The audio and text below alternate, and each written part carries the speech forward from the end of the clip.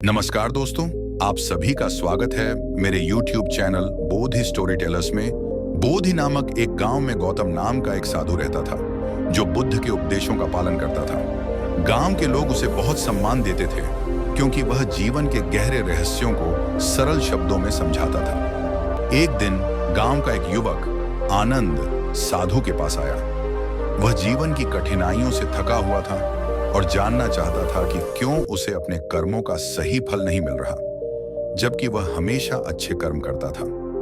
आनंद ने साधु से पूछा, गुरुदेव, मैं अच्छे कर्म करता हूं, फिर भी मेरे जीवन में दुख क्यों है? क्या मेरे कर्म व्यर्थ हैं? गौतम ने मुस्कुराते हुए कहा, तुम्हारा प्रश्न बहुत महत्वपूर्ण है आनंद। ये समझने के लिए कि कर्म का असली अर्थ क्या है, हमें अपने मन को गहराई से देखना होगा। साधु ने उसे एक कहानी सुनानी शुरू की।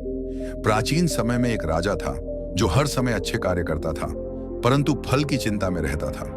उसे लगता था कि यदि वह अच्छे कर्म करेगा तो उसे हमेशा अच्छा परिणाम मिलेगा। लेकिन एक दिन उसका राज्य संकट में आ गया। उसने पूरी कोशिश की, परंतु समस्याएं बढ़ती ही गईं। वह बहुत दुखी हुआ और एक बुद्ध पुरुष के पास गया। बुद्ध पुरुष ने राजा से कहा, राजन, कर्म का अर्थ केवल अच्छा या बुरा करना नहीं है। ये उस मानसिकता पर भी निर्भर करता है जिसके साथ तुम कर्म करते हो। यदि तुम फल की इच्छा से कर्म करोगे तो तुम हमेशा दुखी रहोगे। असली कर्म वह है जिसे बिना किसी फल की अपेक्षा के किया जाए। जब तुम बिना किसी स्वार्थ या अपेक्षा के कर्म करते हो, तभी तुम्हें सच्ची शांति मिलती है।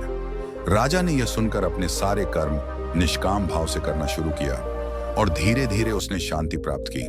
उसे समझ आ गया कि कर्म का असली फल बाहरी परिणामों में नहीं, बल्कि आंतरिक शांति और संतोष में है। साधु गौतम ने आनंद की ओर देखा और कहा, भगवद गीता भी यही सिखाती है।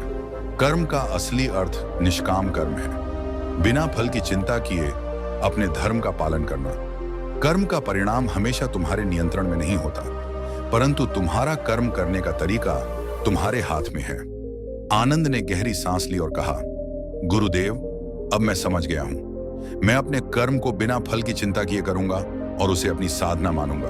साधु गौतम ने प्रसन्न होकर कहा, यही बोधि है आनंद। जब तुम कर्म में फल की आसक्ति से मुक्त हो जाते हो तो तुम सच्चे ज्ञान को प्राप्त करते हो। इस प्रकार आनंद ने निष्काम कर्म का मार्ग अपनाया और अपने जीवन में शांति पाई।